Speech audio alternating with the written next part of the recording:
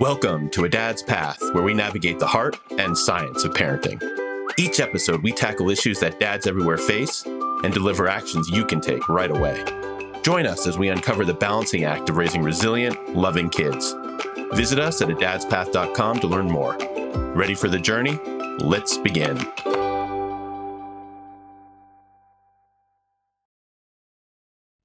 Hello and welcome to another episode of A Dad's Path podcast. I'm Will Braunstein. Today I'm here with Margaret Bensfield Sullivan. She's an author, illustrator, family photo curator. Margaret has a fascinating story. She was a partner at WPP's marketing and branded content agency group, SJR. That's one of the biggest ad agencies in the world.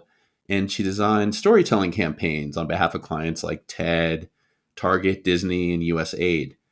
But she left the corporate world with her husband and two young kids to crisscross the globe. She visited 29 countries and 6 continents. So if you've done any travel with kids, yikes, I'm curious to hear more. But she wrote a book about it called Following the Sun, Tales and Fails from a Year Around the World with Our Kids.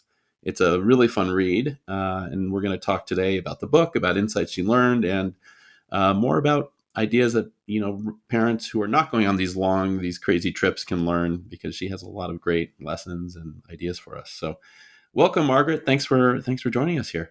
Thanks so much for having me. Yeah. So, first, actually, you can find the book on Amazon or wherever books are sold. So we'll put that in the show notes, and I'll say it again at the end to my listeners. But I guess I want to start with how you decided to take the plunge. What motivated you to go on this trip? We were not the family that had fantasized about doing something like this for a long time. There are people I know who dream of selling their house one day or are saving up for 10 years to do a trip like we took. We had no plans. We were so far from the concept that it's shocking that we even did it. We were so heads down. Corporate careers were going great. 2 small, thriving toddlers, great apartment in New York City, great group of friends, car, dog, the full picture. We thought things were humming along. We were totally fulfilled. It was a conventional, but, nice life.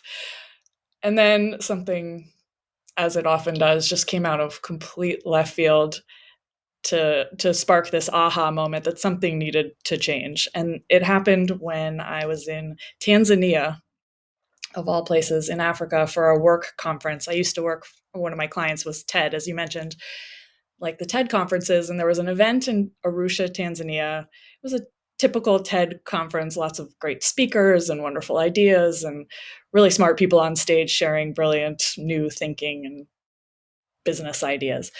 And I'd been to a lot of these conferences, but this one, for some reason, really stopped me in my tracks, because I thought, the people who are on this stage are not talking about anything relevant to my little tiny bubble in New York City, or even the US headlines that were so dominating at the time. The Trump administration was new.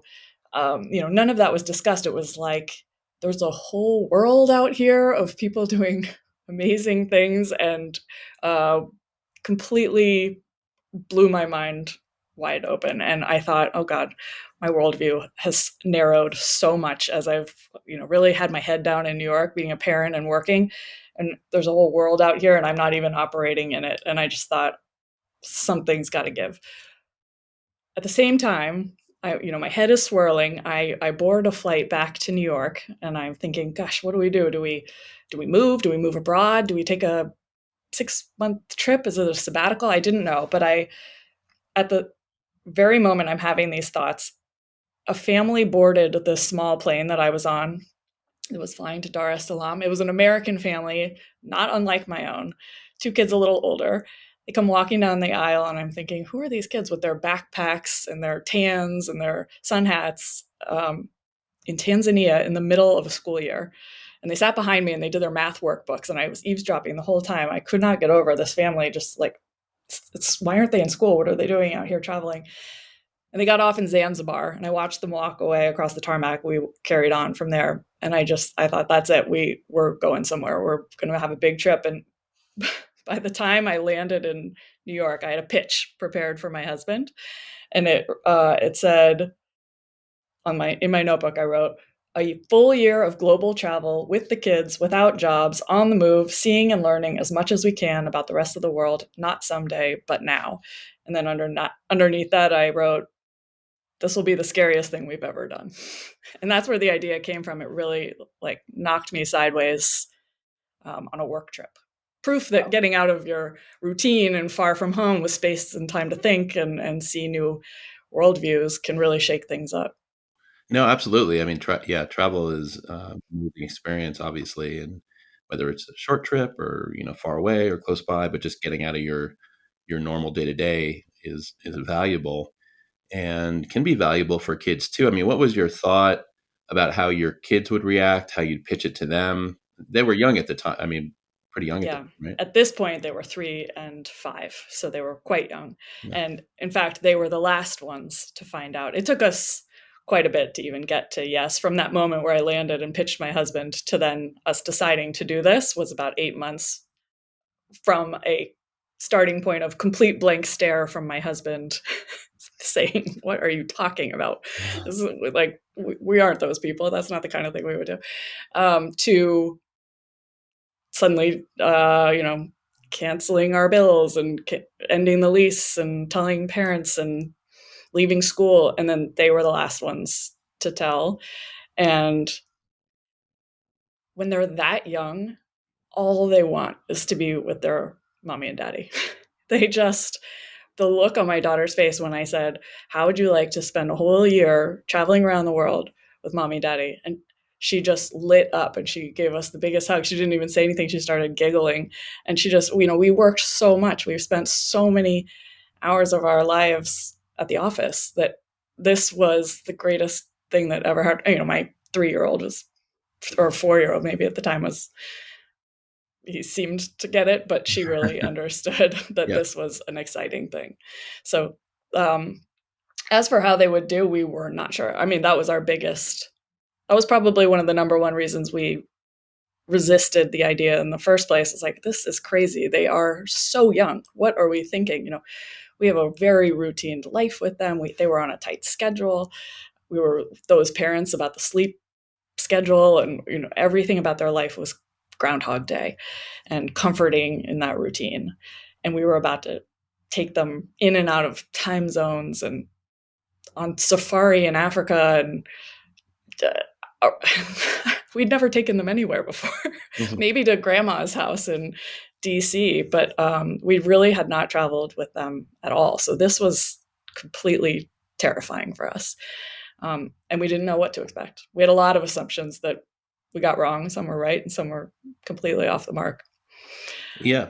No, I'd love to dig in on that a little bit, but I think there's another really good lesson there, which, there's never an ideal time to do something like that. But I think if you're choosing an ideal time, you're pretty close age wise. At some point, your kids have their whole lives here. They have their friends, their friend group, their school. They don't want to leave that.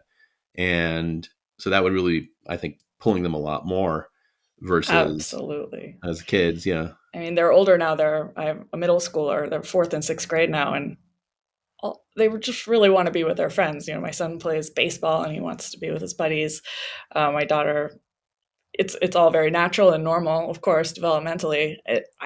My husband and I often look at each other and just think, we're so glad we did it when we did, because it'd be so much harder now. But that said, there are pros and cons to every age group. So the real takeaway is there is no magical age where this works. It's always going to be tough. But when they're little, they do want to be with you a lot. Their clothes are small and they can pack light. They make friends around the world very easily and they're not self-conscious. They'll be the first to march up to a stranger and ask a question. They're pretty resilient. And they don't have phones and they're not self-conscious. So it works. Yeah, no, and like you said, like any parent, you were terrified in some ways, saying what's going to happen, how are they going to react, this and that, and in their own heads, as you articulated, they're thrilled, like, I get to spend time with mommy and daddy, and that's like that's the lesson that they learned, and I think a really good lesson for us parents too, saying, hey, I mean, the days are long, the years are short, kind of thing, and at some point, before you're ready, they become teenagers, whether they're an actual teenager or not. They act like a teenager, right? Mm-hmm. They're It's off. sooner than you think. Yeah. Yeah. So, But I think what you asked about the inspiration for the trip, the inspiration is actually quite different from the ultimate reason we left. The inspiration was, oh, we need to get out of our bubble and explore the world and teach our children a wide worldview from the start, give them that gift. And then while we were trying to decide whether or not we should go, oh, it's going to be expensive. They're so young. What are we doing? What about our careers? A friend of my husband's named Jeff famously asked this very simple question. It was rhetorical, but it really changed the whole conversation for us. He asked, what could possibly be more valuable than spending a year with your family? And as soon as he said that, everything changed. And the fact that we hadn't even thought about it in terms of time with family just showed where our heads were at the time. We were totally focused on the wrong things. And as soon as he said that, all the worries and all the angst disappeared because there's just no way this was going to be a mistake. yeah, no, that's amazing. And it's a year, so there's a ton of planning and work you had to do to get ready for it. So I'd be curious a couple of the maybe more interesting or bigger steps you had to take, and then maybe based on that, some advice you'd give parents who are going on shorter trips that you think Mm-hmm. would be valuable. Going a week Mm-hmm. here, a week there. Yeah. Yeah. Well, with a year, we had to decide where we were going. And so the first thing we did was buy a world map and put it on the wall. And to this day, we have a massive world map on the wall because it's just so exciting to look at where you have been, where you haven't been. The memories are there, and then the possibilities are there as well. So we would gather around it every night as a family and look at the possibilities. I want to go here. I saw a documentary about that. My teacher told me about this place. We learned about that at school. In a year, so much is possible. And really buying that map turned it into a real trip around the world because then the itinerary got so loaded, which is why we ended up with 29 countries. We just thought we're going to go for it. And then we decided to organize it around following the sun, which is the name of the book, but it's this itinerary path of warm weather around the world. And that allowed us to at least get ourselves in order organizationally. It's also nice because we could pack light. It was warm weather that way. Not a lot of variation in terms of climate. And one thing I will say is that with so many logistics, when that itinerary ballooned and we were trying to do so much of it ourselves, we finally decided to use travel agents, which is something we hadn't anticipated doing, but we thought, well, it can't hurt to have a conversation with a professional and just see what they would say. And it turned out to really helped us throughout the rest of the year. Travel agents helped us with things like connecting rooms and hotels, or they had a local contact who could plot a road trip itinerary where we weren't quite sure, should we see that fjord or that one. It's the decision paralysis and planning was so intense. So we did use some travel agents. I would say for families, some advice would be, even if it's let me think. Pick a goal. Look at your calendar in terms of years, not months. If there is a dream trip or a dream adventure, just pencil it in the calendar and start figuring out how you can work backwards from that. And this could be a 2-week trip to California, something that really gets you excited, and you can have it on the calendar because once it's there, you're really thinking about it and you're starting to see every decision that you make. Maybe that's an exaggeration, but through the lens of this possible adventure. And you think, if it's a bigger adventure, you start thinking about, my career and what I might change, or a job interview I may not take, because if I get it, that's going to put us on a path of not doing this future trip. And then I would also, just as we talked about, I would caution against letting the age of your children scare you off. We know a family that is doing the same kind of adventure that we are, possibly with more countries, and they have a newborn in tow. So they're 3, including a newborn, and that's just they're making it work, and it will work. No, that's great. So, first of all, those are great thoughts, and both calendaring it and then, not being scared of ages, and your initial one as well, which is, you could get a travel agent, because a lot of us in the digital age are like, oh, I can just look on TripAdvisor or Airbnb and kind of do it myself. And while that's true, you're going to learn. There are things that travel agents know and access that they have, right, that we might I not. And there are a couple other benefits. Well, first of all, we found that when we planned things ourselves, very frequently did social media, travel blogs, and travel guidebooks lead us to the same place that everyone else was going. And you show up and it doesn't look anything like the pictures. It's not a pristine empty beach, or a monument or whatever. A travel agent has a way of steering you because of local partners. This is the place where Norwegian families from Oslo go for a weekend trip. We had a travel agent in Norway who helped us navigate that. We were the only Americans. We were the only non-Norwegian people everywhere we went, and that was really cool. There's no way we could have planned that. Let's see. I have another one. Oh, we planned about 3 months out at all times, and the benefit of that was that we could be totally present when we were at the destination. We weren't already thinking ahead to the next place and, oh gosh, we need to book the room, we got to get the flights. It was already taken care of. And it was an unanticipated byproduct of using a travel agent, but a really welcome one, because if we thought it was hard to plan a trip from New York, it would have been really hard with 2 kids trying to plan all those little nitty-gritty details while on the road, while trying to enjoy this once-in-a-lifetime trip. And I think that would absolutely apply to a 1-week vacation. Get things planned. And you can plan 2 empty days for serendipity and open experiences, but just know that that's what the deal is, so that those days you're open to that, and just having it all so you can relax when you get there. Yeah, no, great advice. But so you planned 3 months at a time. So you were on the road somewhere, and after 2 months or something, you're like, well, we don't know exactly where Um, we're going, or have an idea, or how did that? we roughly know, we knew the countries and All of a where we were sudden, going, and the destination, we knew countries and roughly cities and regions, but by 3 months out from everywhere we went, we knew where we were staying, and we had our flight booked, and probably some experiences baked in as well. And that would probably be another huge piece of advice, and one of the giant takeaways from our year, and it's covered extensively in the book, is how you balance the pressure to see all the sights with just wanting to wander around and see what's what in a place and seeing where the day carries you.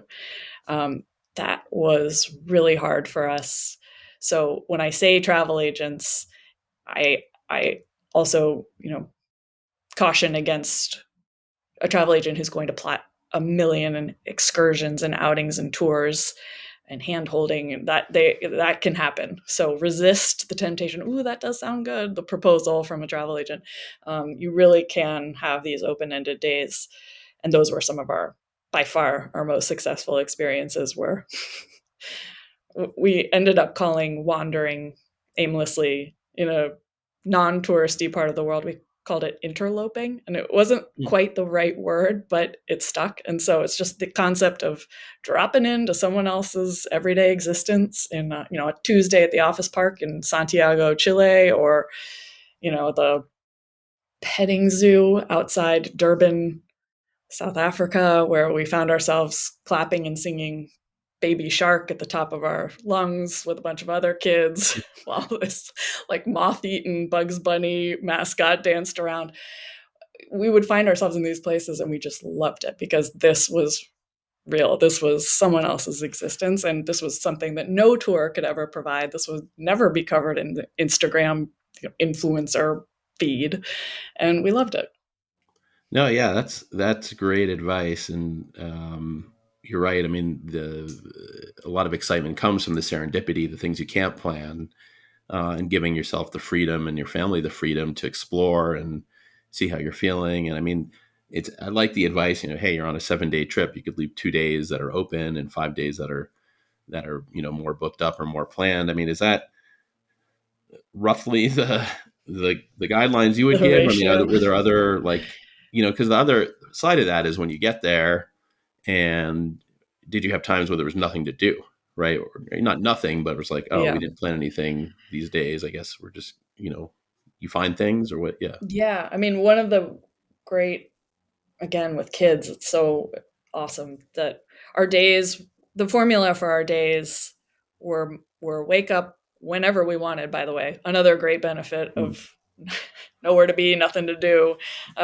Probably the highlight of the whole year was that zero claims on our time, unless there really was a tour that we had to show up for. But you wake up when you wake up, get some breakfast. We had to homeschool, so we would spend 90 minutes in the morning doing that every day that we were not traveling. Then we'd have lunch. We'd pick a place in town or somewhere to have lunch. And then we'd anchor the afternoon with an outing. That would be often a playground. And we would Mm. post up at the playground. Kids would make some friends. Very often the parents would get to talking and we'd, score an invite to a barbecue, or we'd we'd get together, meet up later with these other friends. And that happened so many times I lost count, that formula of one excursion in the afternoon, and it can be as simple as a playground. So sure, a tour, never more than two, not with little kids. We know what burnout looks like, and it's not pretty. We all do as So, parents. Yeah. I mean, You learn God, that lesson sometimes multiple yeah, times, but yeah, no, that's a good. exactly. I know there's just this there's this pressure when you're in a faraway place and you think, I may never be here again. The place is offering the tour. Let's just do it. Let's just sign up for the tour. We're here.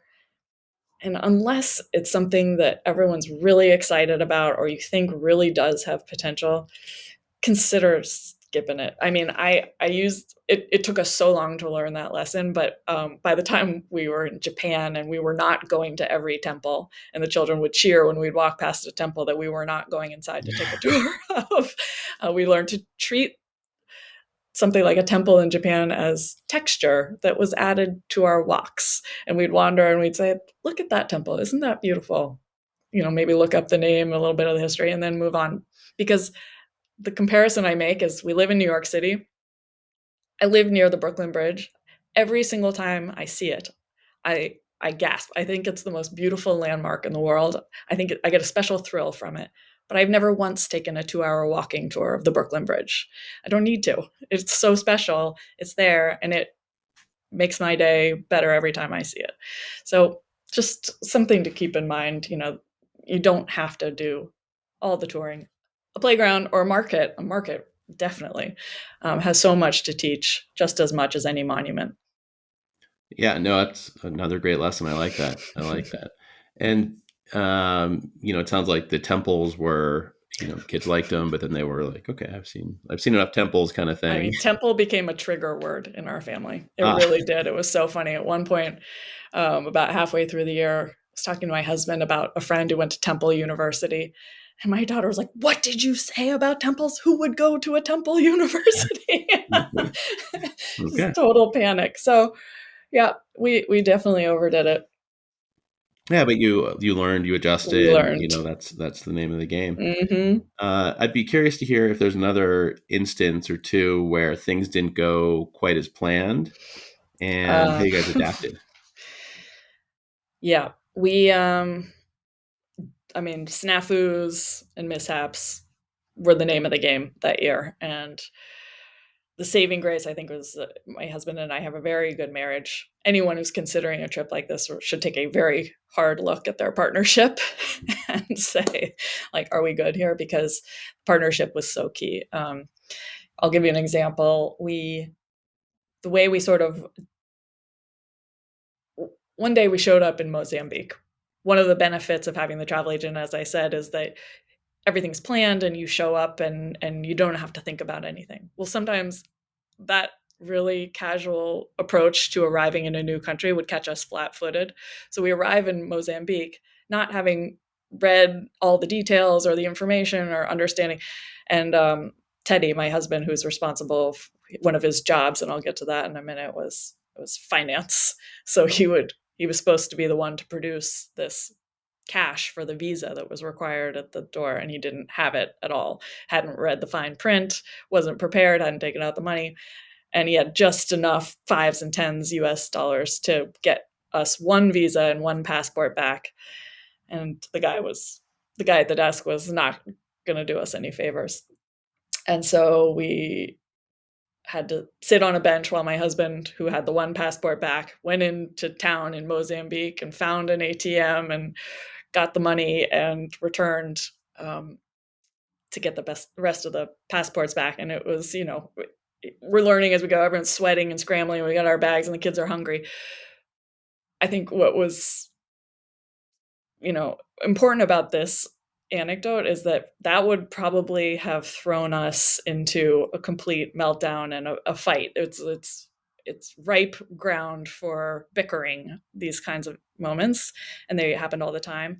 What saved us in this marriage, in this trip, was that we had these roles and these jobs, and we each had an equal amount of unglamorous tasks and responsibilities that did not overlap, and everyone knew what they were supposed to do. And if you didn't do it, you knew exactly whose fault it was, but you didn't blame because you also had some things that you'd messed up in your list. So we just had this mutual respect of, you're doing that, and I'm so grateful that you're doing that. And we ended up, it created, sorry, this is not articulate at all, but maybe your sound editor can clean this up. It did create room for us to kind of laugh at each other's mistakes, let it roll off. There was no, how come I'm doing all the hard work, or no seething resentment about, I thought you were handling this. All of that bickering was solved by the fact that we just had these jobs. So yeah, he messed up, but I also messed up a lot too. And so we would learn to just kind of roll with it and be flexible. Yeah, no, that's great. Did you have those type of roles, not necessarily along those lines, but did you have roles in your marriage before that, or was it more free wheeling? Like, there's a lot to do. We'll both kind of look at what has to get done and get it done. What was it like before that? We definitely did. And it began when our firstborn arrived. We both had to go back to work. We worked busy jobs. We had a nanny, and we decided it just needed, if we were going to spend equal amounts of time with this child and really get to know her and understand how to be parents, then we would both have to be all in on the parenting. So we actually sat down, and this sounds so organized and type A. I'm really not this way, but we said, all right, he's wake up duty on Monday, Wednesdays, and Fridays. I'll do Tuesday, Thursday, and then he's bedtime Tuesday, Thursday. I'm Monday, Wednesday, Friday. So the other parent could be there for the bedtime and wake up when the other parent was on duty, or not. They could choose to exercise or make dinner or go for a walk or go out with friends. But the parent who was on was on. And on Sunday night, we would look at the week ahead and say, actually, can I swap with you Tuesday for Wednesday? So that gave us, equal time with baby. At the time, he was responsible for groceries. I was responsible. You just had this firm line of who's doing what errand. Everything was intentional in that way. And then it did sort of fall into, I made the family photo album and he managed the taxes. So those jobs bled back into our travels then, where he was the minister of finance and I was the content chief or whatever, and he was my content intern. We had like these cheeky names for everything. But I think having those divisions of duty that are just stated from the outset make everything peaceful. It's almost like the travel agent comparison. You're planning in advance so you can be present in the present. Have everything organized. We would I remember when we had a newborn and a toddler, and our parents live in DC, we'd take the kids back and forth from New York to DC on the train, the only travel they ever did. And we would take 30-minute shifts. It's a 3-hour journey between New York and DC on the train. And we'd say, right, every 30 minutes, the other parent is on duty. And that meant dealing with snacks, going to the bathroom, all questions directed to that parent who's on duty. And the other one could just put on their headphones, read. If someone was crying, they didn't have to help. It was just like 30 minutes. And then that makes the train ride bearable with kids that age. Yeah, no, absolutely. I remember as with my kids when they were toddlers, when they were 1.5 or so, just beginning to walk on plane rides, we would do 15-minute increments because I was Mm-hmm. still trying to couldn't do screen time, and they just wanted to get up and walk. They couldn't understand why they couldn't, and no, I think that's great, and I love the division of roles. Actually, what really resonated also are your sort of cheeky names, like you were mentioning, like because it's easy to be, all right, I'm on lunch duty, you're on, you make dinner, da da da, and just a job. It's not fun, but you can make it sound fun, and that also, I think, It's true. kudos to your marriage, but that's a way to keep them kind of spark alive in a way, right? Keep it Mm-hmm. fun. It's not like responsibilities, like they are responsibilities, but it's also like life. Like it's things that need to happen. So we can either have fun doing it or not have fun, and let's try and have It's fun. Let's try true. and connect over it. There's a funny one, which was, and it still holds to this day, but my husband, it was a title that was chief navigator that morphed into map guy. He's just map guy now. And it started when on the year of travels, we would, in the very beginning, if we'd say, oh, where should we go to lunch or where's the playground? We'd both pull out our phones and look at Google Maps. And then whoever got the map up first would take the lead and we'd start walking. Well, when I would get the lead going and map ready and start charging down the hill or up the street, I'd hear him behind me with his nose still in Google Maps going, are you sure don't go left here? And are you sure this is the fastest way? I just realized I hate navigating and he loves it. So I don't want him over my shoulder questioning my every move. I'm not even a very good navigator, which is probably why he was questioning. So in that moment, I will never forget it. Actually, we were in Valparaiso, Chile. Forgive my accent. And I just turned around and said, all right, from now on, you're doing the map thing. And he was like, yes. So he was map guy and he still is. And he had plotted our entire year on Google Maps and it's all organized and he loved it. So we teased him a little bit about that, but it stuck. Yeah, no, that's awesome. And so I'd be curious. You came back, and how long have you been back now? Well, we came back at the beginning of the pandemic. It was the most Okay, unbelievable timing. So we've right. been back a little bit now, and that which has allowed us to kind of see how our family has changed, or the things that changed, did they stick? It's been pretty interesting. I mean, the return was difficult. We spent. Actually, there was a quote that my husband found in a book that was. Oh yeah, he bought a book about how to manage major life transitions, and there was this quote that perfectly summed up what it was like to come back into New York or back into our old lives after a year away. And it said, we were suffering through a confusing nowhere of in-betweenness. And that was just perfect. We were like floating in this haze. We didn't belong, but if we were home, it didn't feel like home. It seemed like life had moved on without us. And I describe in the book actually coming back to New York, and we drive into the city all excited, and we were blasting on the car radio the song Into the Unknown by Idina Menzel. It's from Frozen 2, which the kids had seen recently in New Zealand. And the song was very apropos. Into the unknown. There we were riding into New York, and we were so excited. And then when we got there, I just thought something feels like, I don't know what I expected, a ticker tape parade or a big sign on the Brooklyn Bridge that said, welcome home, Sullivans. But I didn't get that warm and fuzzy feeling, or like no one in this city cares what we just did. So it was a little bit of a lonely feeling. And at first, we put the kids back in school, and for a year, my 4-year-old or then 5-year-old had asked, what are we doing tomorrow? And got a different answer every single night. And now he was asking, what are we doing tomorrow? And it was school. We're going to school tomorrow every single day. And both kids would cry at drop off, and we would cry at drop off. We were being separated from each other. The siblings were separate. It was just really hard in the beginning. But, like everything, we settled into our new post-trip adventure life. And then the pandemic hit. Right.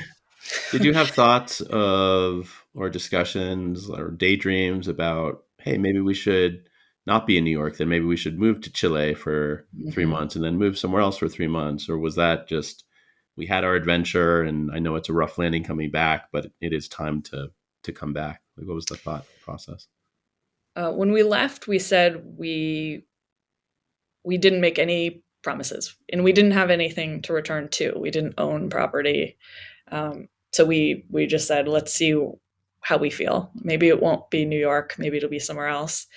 And we were open to that. And we allowed ourselves about 8 months of not talking about the return. We just wanted to be super present, because that deadline hanging over your head, it's like the worst Sunday scaries ever, Oh, yeah. the return to reality. So we said, let's just not. And it was toward the end of the trip, we had 2 months in Australia and New Zealand. And during that time, there was a lot of road tripping. And with the kids listening to their audiobooks in the back seat, my husband and I did something that we hadn't really had time to do the rest of the year, which was just have these deep life chats. What do we want? What have we learned this year? What are the values that we want to bring home with us? What have we found to be most important, and how do we want that to apply to our life when we get back? And we spent a long time talking about that. We decided in the first conversation that what we needed was like a list of hold on, you're gonna have to edit this. What is the, like, not values, like what are the criteria? What do we care about the most? And distilling down a list of the most important aspects of a life, or like the life that we want to build when we get back, was the starting point. And we didn't know what those were, but through those conversations in the remaining months of the trip, we really whittled it down until we had our finalized list. And that clarity allowed us to then see that maybe moving back to New York was the right move, at least temporarily. We can always pull the chute. We're flexible. We're giving ourselves permission to leave or change or do something different if we want to. We now know that we're capable of doing scary things and taking swerves. So let's just go to New York. The kids can be back in their school with their friends, and let's see where it takes us. So that was the first step. And then we stayed. Yeah. Here you are. This trip really did give us an appreciation for the US, and especially for New York. I'd say when we left with this kind of gloomy, dim view of the US and silly politicians and everything that was happening. And then after a year around the world, you come back and you just think, okay, it's not perfect here, but nowhere else is. There is no magical spot that is just got everything figured out. Some people might say, like, but what about Scandinavia and the Danish? And yeah, they have a lot to teach us, and we feel like we got some great lessons from them and from so many different cultures around the world. But our criteria, what we found were most important in a place we wanted to live: walkability, diversity of people, and not just racial diversity, but all walks of life, people being unapologetically themselves, whatever that looks like. And I mean, New York is incredible in that way. And we feel really excited to have the chance to raise our children in an environment like that. So, again, nowhere's perfect, but New York felt right for us. Yeah. It does today.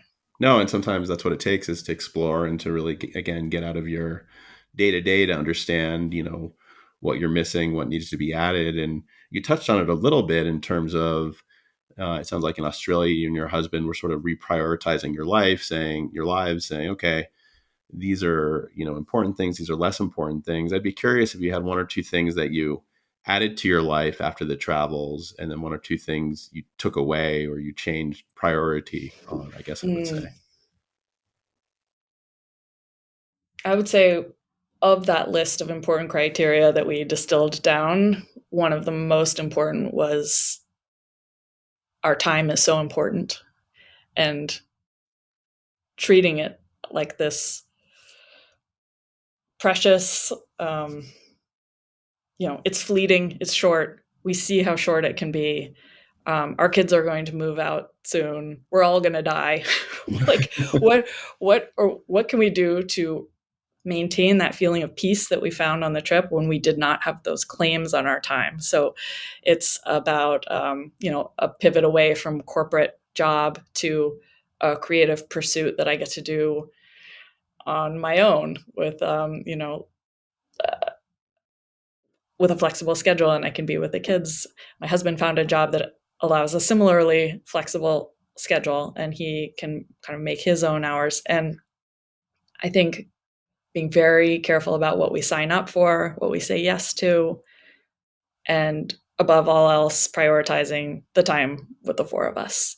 Uh, as you can imagine, we came home just very bonded, very tight, and we hold on to that tightly. Like, family dinner is a must. We still travel a ton, just the four of us.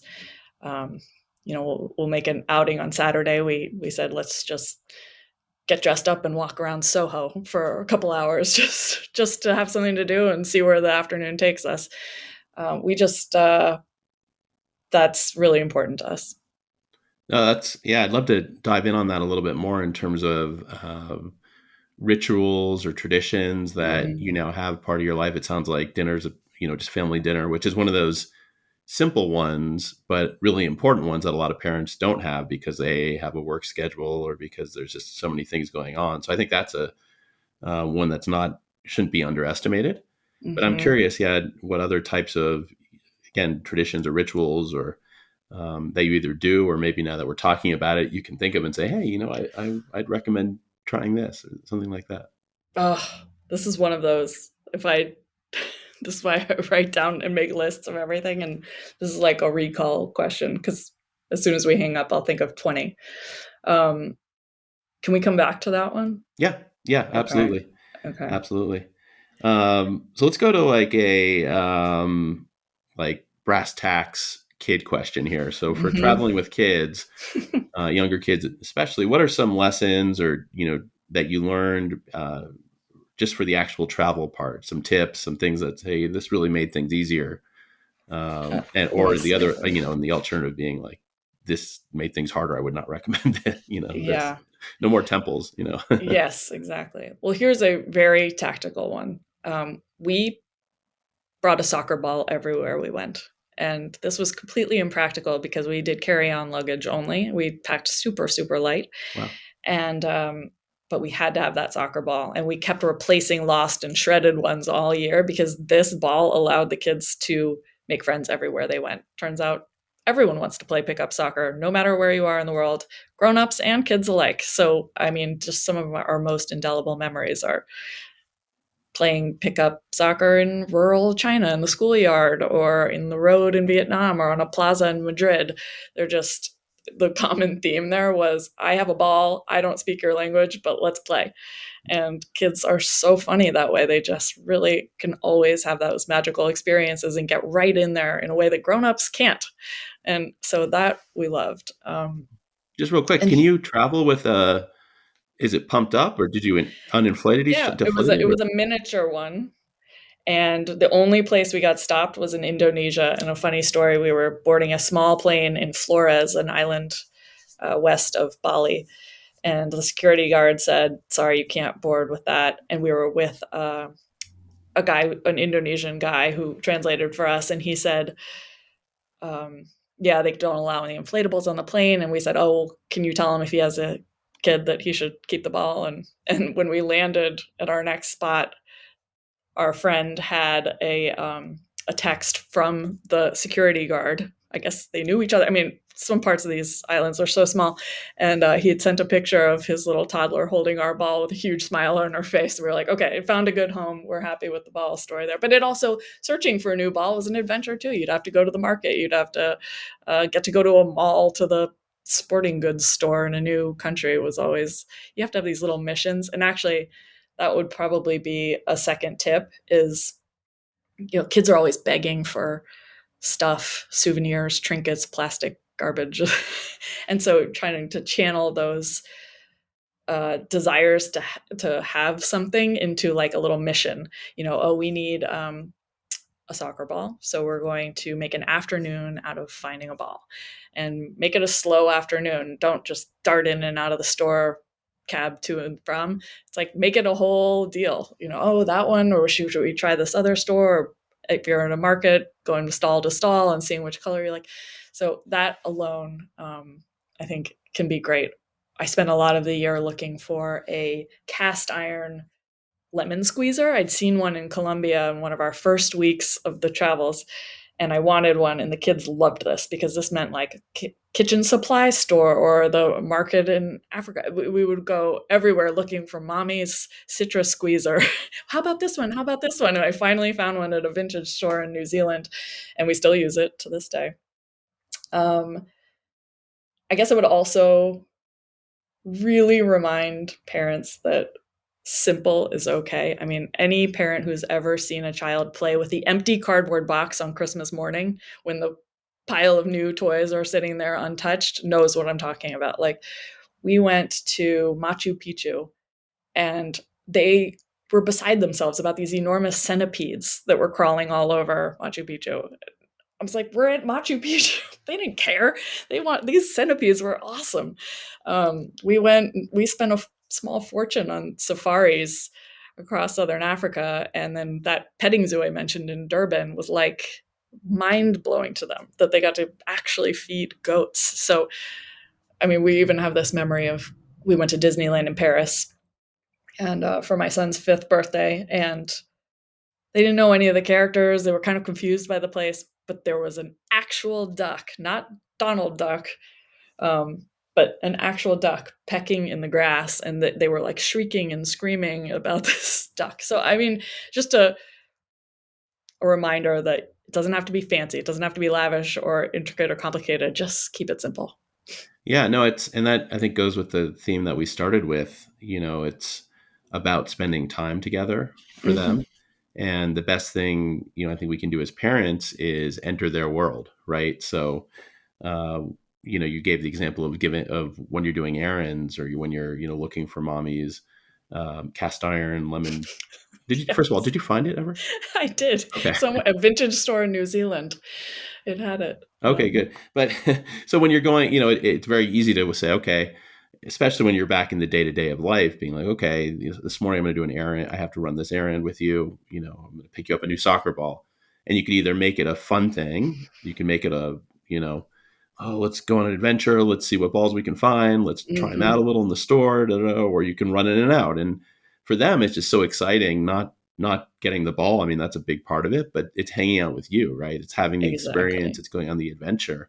And I think that's such a great lesson. And, the same idea is like you're saying, Machu Picchu, you're looking at these temples saying, oh, it's amazing. Or, Disneyland Europe, where it's, or Paris or whatever, you're probably not going to go back there for a very long time even if you do. And they're looking at ducks, which you can see at Central Park, Exactly.